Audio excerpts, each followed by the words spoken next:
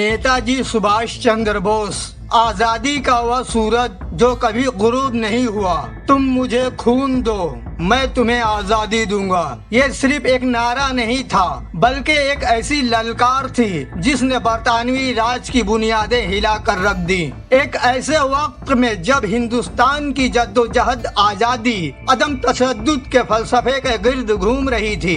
एक ऐसा रहनुमा उभरा जिसका मानना था कि आजादी भीख में नहीं मिलती, बल्कि उसे छीनना पड़ता है। ये कहानी है नेताजी सुभाष चंद्र बोस की, जिन्होंने अपनी जुर्रात, सफारतकारी और अस्करी क़यादत से हिंदुस्तान की तारीख का धारा बदल दिया। सुभाष चंद्र बोस 23 जनवरी 1897 को उड़ीसा के शहर कटक में पैदा हुए। वह एक ज़हीन तालिब इल्म थे और शुरू ही से स्वामी विवेकानंद की तालीमात से मुतासिर थे। इनके वालिद चाहते थे कि वह ICS Indian civil service officer बने, जिसके लिए वह लंदन गए और इम्तिहान में चौथी पोजीशन हासिल की। लेकिन सुभाष के अंदर हुब्बुल वतनी का जज्बा इतना शदीद था कि इन्होंने 1921 में इस पुरवकार ओहदे से इस्तीफा दे दिया। इन्होंने कहा कि कोई भी कौम गुलामी की जंजीरों में जकड़े रहकर तरक्की नहीं कर सकती। हिंदुस्तान वापसी पर वह इंडियन नेशनल कांग्रेस में शामिल हुए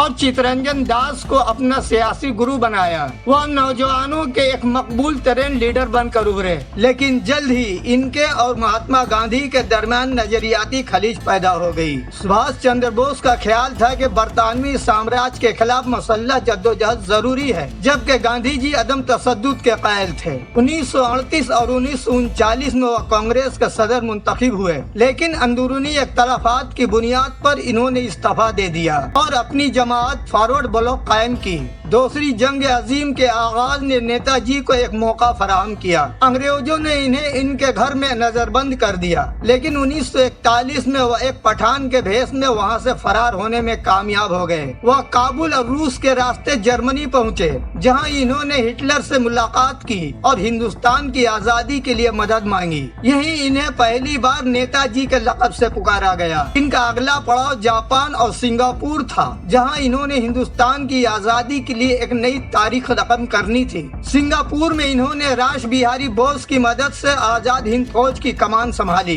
नेताजी ने चलो दिल्ली का नारा दिया और हिंदुस्तानियों के एक प्लेटफार्म पर मुत्तहिद किया। इन्होंने खवातीन के लिए रानी ऑफ झांसी रेजिमेंट कायम की, जो उस वक्त की एक इनकलाबी पेशरफ्त थी। आजाद हिंद फौज ने जापानी फौज के साथ मिलकर हिंदुस्तान की मशरकी सरहदों मणिपुर और नागालैंड पर हमला किया और तिरंगा लहराया। अगरचे जंग के हालात बदलने और रसद की कमी की वजह से इन्हें पीछे हटना पड़ा, लेकिन इनके इस इक़दाम ने बरतानी फौज में शामिल हिंदुस्तानी फौजियों के अंदर बगावत का बीज बो दिया। नेताजी की मौत आज भी तारीख का एक बड़ा मुअम्मा है। सरकारी रिकॉर्ड के मुताबिक वह 18 अगस्त 1945 को ताइवान में एक तैयारे हादसे में इंतकाल कर गए, लेकिन लाखों हिंदुस्तानी इस पर यकीन नहीं करते थे। ताहम इनकी मौत से ज्यादा इनकी जिंदगी अहम थी। इनकी कायम करदा आजाद हिंद फौज के अफसरान पर जब लाल किला में मुकदमा चलाया गया तो पूरे मुल्क में गम व गुस्से की लहर दौड़ गई, जिसने अंग्रेजों को यह बावर करा दिया कि